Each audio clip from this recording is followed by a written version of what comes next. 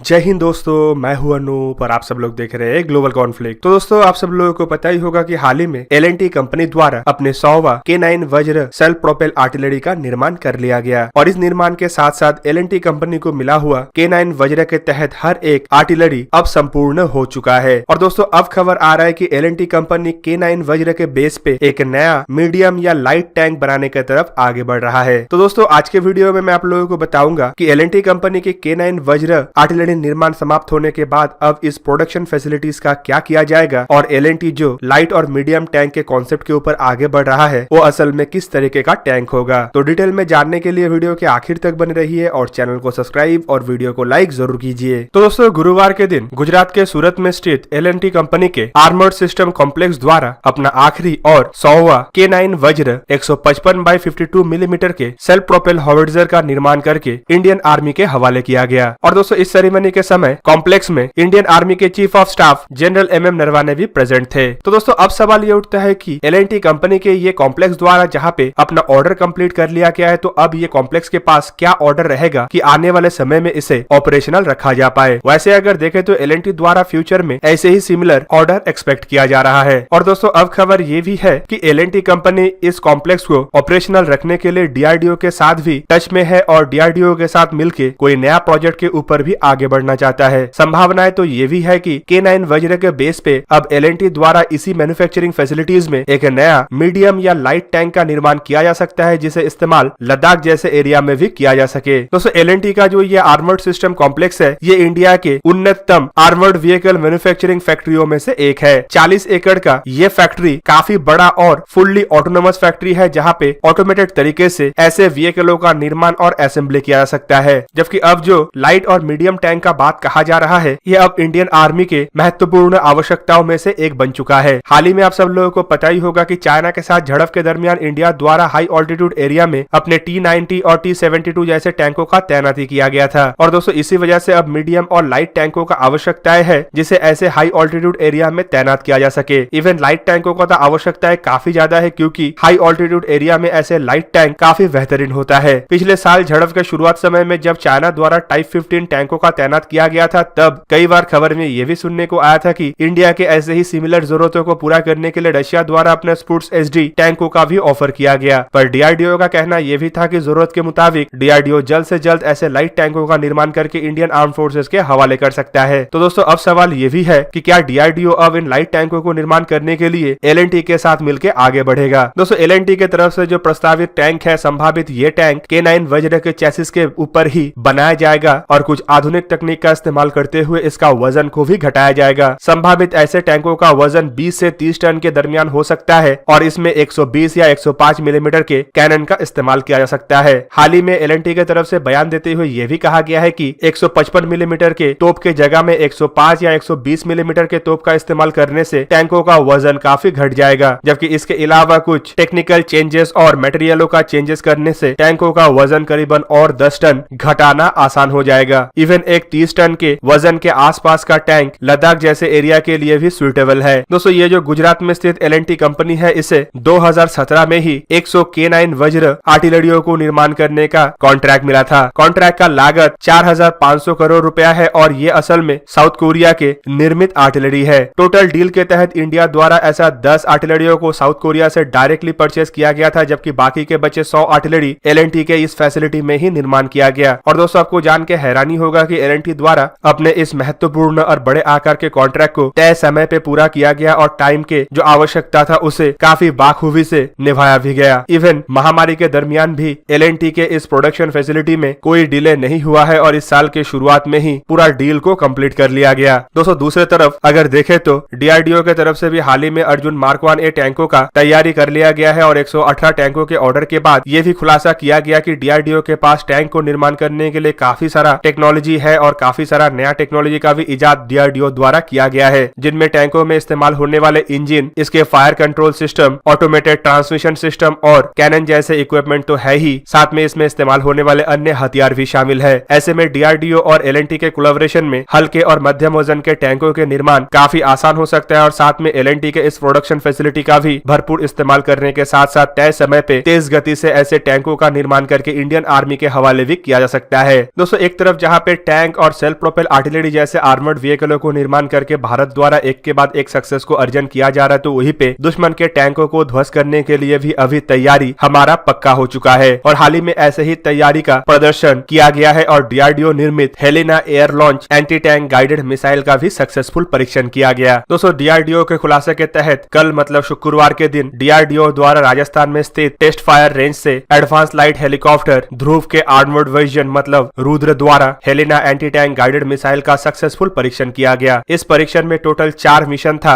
जिनमें इन मिसाइलों के अधिकतम और निम्नतम मारक क्षमता के साथ परीक्षण किया गया। दोस्तों, जो Helena anti tank guided missile है, इसके चारों के चारों मिशन सक्सेसफुल था और इसका फाइनल ट्रायल में जो मिसाइल का इस्तेमाल किया गया वो ओवरहेड से लेस था, मतलब इसमें एक्सप्लोजिव का इस्तेमाल किया गया था और इसका परीक्षण एक डेमी टैंक के ऊपर हुआ और इसका रिजल्ट भी सेट किया हुआ पैरामीटर के तहत ही रहा। इवन दोस्तों, ये जो परीक्षण हुआ ये असल में इंडियन आर्मी और इंडियन एयरफोर्स के एक ज्वाइंट यूजर ट्रायल के तहत हुआ। दोस्तों, डीआरडीओ की तरफ से बनाया हुआ हेलेना मिसाइल असल में एक 3rd जनरेशन के lock on V4 fire and forgot anti tank guided missile है, जिसके पास टॉप अटैक और डायरेक्ट अटैक दोनों ही कैपेबिलिटी है और इसका अधिकतम रेंज करीबन 7 किलोमीटर तक है। ऐसे हेलेना मिसाइलों को इंडियन आर्मी और इंडियन एयरफोर्स में इस्तेमाल होने वाले एडवांस लाइट हेलीकॉप्टर ध्रुव के आर्म्ड वर्जन मतलब रुद्र हेलीकॉप्टरों में इस्तेमाल किया जाएगा। हर एक रुद्र हेलीकॉप्टर में ऐसे करीबन 8 हेलेना एंटी टैंक गाइडेड मिसाइलों को लगाया जा सकता है। दोस्तों, आपके जानकारी के लिए बता दूं कि रुद्र हेलीकॉप्टर के दोनों साइड में 2-2 मतलब टोटल 4 हार्ड पॉइंट है, जिनमें से हर एक हार्ड पॉइंट में ट्विन लॉन्चरों के सहारे ऐसे 2 मिसाइलों को लगाया जा सकता है। दोस्तों, हेलेना असल में डीआरडीओ की तरफ से बनाए जाने वाले anti tank guided missile series के ही मिसाइल है, जिसके तहत ऑलरेडी नाग मिसाइलों का निर्माण किया जा चुका है और man portable anti tank guided missile का भी निर्माण किया जा रहा है। दूसरी तरफ हेलेना मिसाइल के ही एयरफोर्स वर्जन को ध्रुवास्त्र कहा जाता है और इसके ही बेस पे और एक अधिक रेंज वाले मतलब करीबन 15 से 20 किलोमीटर रेंज वाले स्टंट मिसाइल का निर्माण भी किया जा रहा है। हाल फिलहाल में ऐसे ही एंटी टैंक गाइडेड मिसाइलों के कई सारे सफलतापूर्वक परीक्षण भी हो चुका है और जल्द ही ऐसे और भी मिसाइल इंडियन आर्म फोर्सेस में एक के बाद एक शामिल किया जाएगा। इवन दोस्तों, आपके जानकारी के लिए बता दूं कि इंडिया निर्मित इस तरीके के एंटी टैंक गाइडेड मिसाइलों के पास कन्वेंशनल आर्मर्ड से लैस टैंक और एक्सप्लोसिव आर्मर्ड से लैस टैंकों को भी ध्वस्त करने का क्षमता है और डीआरडीओ द्वारा इसमें इस्तेमाल किया गया हर एक कंपोनेंटों का इंडिजीनियस तरीके से डेवलपमेंट किया गया है, जिनमें सबसे महत्वपूर्ण कंपोनेंट है इमेजिंग इंफ्रारेड सिस्टम। ये एक तरीके का सीकर है जो इन टैंकों को अपने निशाना ढूंढने में मदद करता है। इवन ऐसे सीकरों का इस्तेमाल इंडिया द्वारा पहले भी एक्सो एटमोस्फियरिक इंटरसेप्टर पृथ्वी डिफेंस व्हीकल में किया जा चुका है और एंटी सैटेलाइट मिसाइलों में भी ऐसे ही IIR सीकरों का इस्तेमाल किया गया था। दोस्तों, डीआरडीओ टैंकों के साथ साथ एंटी टैंक कैपेबिलिटी को भी इतना हद तक मजबूत कर चुका है कि आने वाले समय में हमें और विदेशी एंटी टैंक गाइडेड मिसाइलों को परचेस करने का जरूरत नहीं पड़ेगा। और इसी वजह से हाल फिलहाल में आप सब लोगों को पता ही होगा कि एक बड़े आकार का जो टेंडर इशू किया गया था, मतलब man portable anti tank guided missile खरीदने का जो टेंडर था, उसे भी रद्द किया गया था। इमरजेंसी बेसिस पे फिलहाल अब कुछ ऐसे एंटी टैंक गाइडेड मिसाइलों को इजराइल से परचेस किया जा रहा है, लेकिन डीआरडीओ का कहना यह भी है कि जल्द ही इसका भी आवश्यकता नहीं पड़ेगा क्योंकि एंटी टैंक गाइडेड मिसाइलों के निर्माण लगभग कंप्लीट हो चुका है। तो दोस्तों, ये था आज का वीडियो। अगर आपको वीडियो अच्छा लगा तो इसे लाइक कीजिए और मेरे चैनल को सब्सक्राइब कीजिए और साथ में बना हुआ बेल आइकन को भी प्रेस कर दीजिए ताकि आप मेरा वीडियो देख पाए सबसे पहले। जय हिंद।